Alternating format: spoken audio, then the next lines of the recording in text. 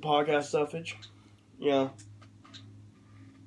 I think it'd be fun to do that. But anyways, I digress. At some point we are going to be telling stories like the one I'm about to tell you right now. So sit back, relax, and enjoy a spooky story with me today. This will probably be only a couple minutes long, but hey, it works. A lot is going to have to take your mind in envisioning it, so go ahead and do that.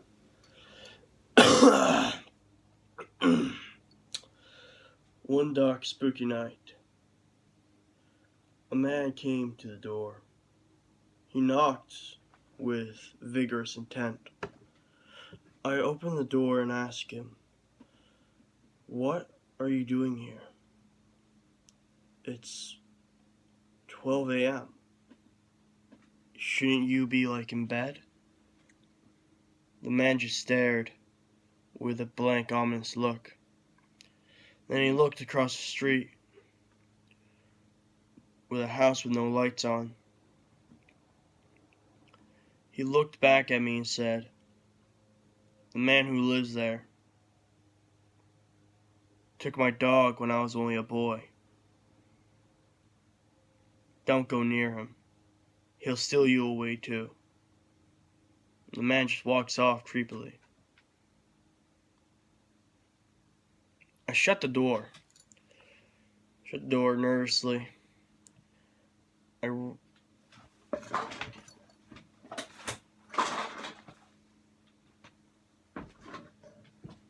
hear another knock at the door right before I shut it, so I open the door. The man across the street came over and offered me some tea. I said, "Okay, thank you." I took the tea and then shut the door again. Then locked it tight. Now that the door is locked, I sit in my recording studio, getting ready to record a game. I decided that maybe a horror game would be nice to play. Suddenly, the power goes out. I'm looking around to find an answer or a clue to why. But there's no one in sight. I reach for my flashlight. I turn it on, go, and leave the recording studio. I go downstairs and look around. There's no one, just silence. I realize I left the tea on the stove. I smelt it. It smelled so rancid, like as if someone tried poisoning it. I waited a minute. I turned around. I looked back. I let out a long sigh and determined it was just something that switched the power breaker.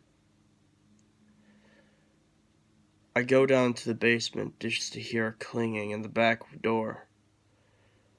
doorway. I walked down the hallway to the door. It was an old iron rusted door, locked up tight, typically. I don't know what was in there, but my grandpa told me never to open it, even when I inherited the house. He never gave me the key. He said he never lost it either.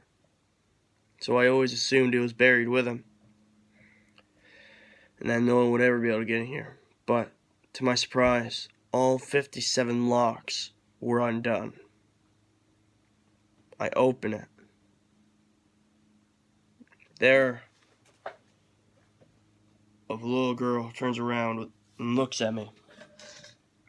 Her jaw dropped open.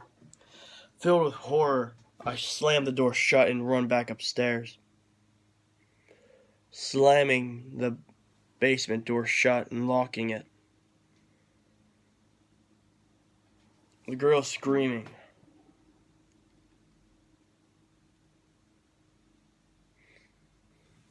Blood-curdling screams. They're so loud, I can't focus. I step away for a minute and remember I have a gun upstairs. I decide to go get it. It's an old snub-nosed 44 revolver. It's not the cleanest in the world. It's a little rusted too. But my grandpa gave it to me. So I load it. Oh, it's with the 6 shots I had left over from the shooting range. I close the chamber, load all the chambers, and I click it shut. I keep the flashlight handy just in case the power goes out again, and grab a knife for extra insurance.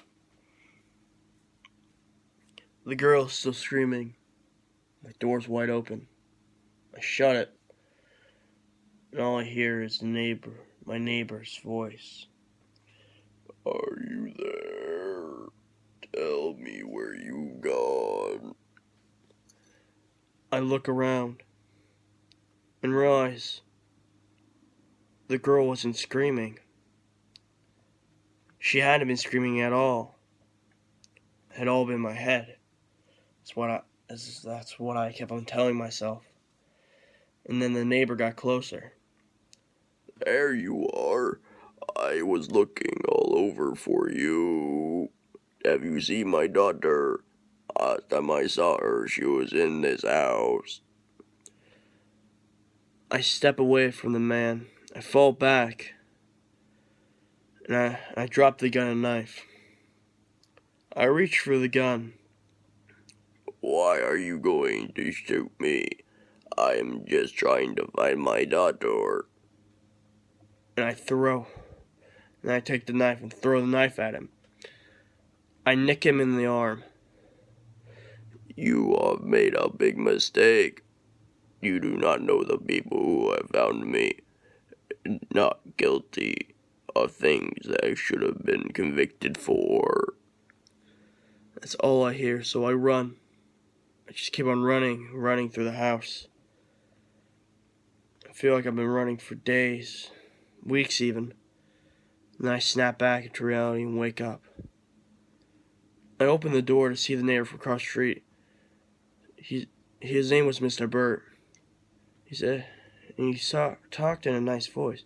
Young man, are you delusional, or what is wrong with you on this fine day? I looked at him and said, I don't know. I had a crazy dream that your daughter was locked away in my house, in my basement. And your voice was so scratchy and everything else. It was like you were from a pixelated game.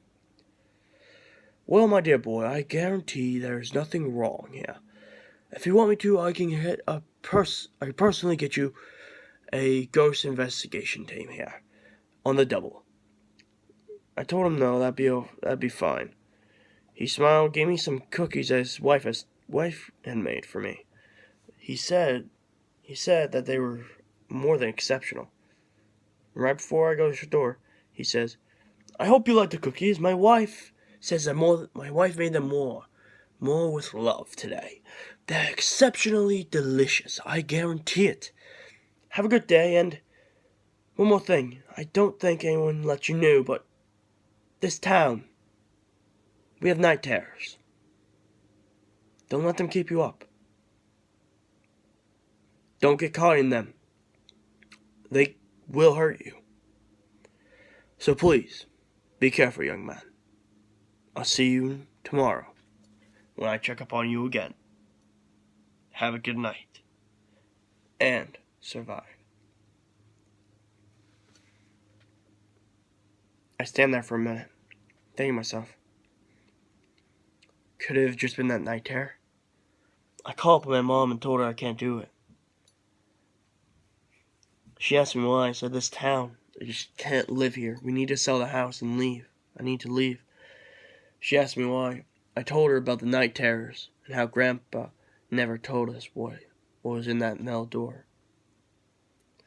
Today I still don't know what's down there. And I noticed there were fingernail draggings all over the basement floor. The key was never found. The place was burned down 10 days after I moved out by the neighbor. Cops found him laughing. I finally got my revenge on that bastard who got my daughter. She was only a little girl, he exclaimed. He was put into a mental ward. His wife shot herself in the bedroom. Now I'm living down in Kentucky with a cousin of mine and his friend. I hope this time's different. I'll tell you one thing. I'll never go back to that town down South Montana. This marks the last time I'll ever set foot in Montana itself. No matter what, don't let the night terrors get you. Anyways, guys, that was the first little sample of what I had in store. I hope you enjoyed it. That voice I did, though, really scratched out my throat. But I think by doing some of these podcasts to kind of like help jumpstart the channel up again was a pretty good idea. Let me know what you guys think. And as always, stay cool, guys. I'll see y'all in the next video. Bye.